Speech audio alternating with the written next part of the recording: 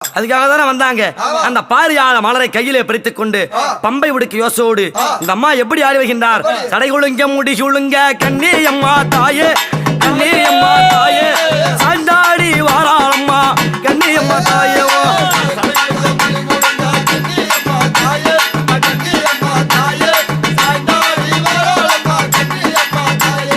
அவ முடியா முடி சூழுங்க கண்ணியம்மா தாயே, முக்கண்ணியால் ஆடி வராள் கண்ணியம்மா தாயேவோ.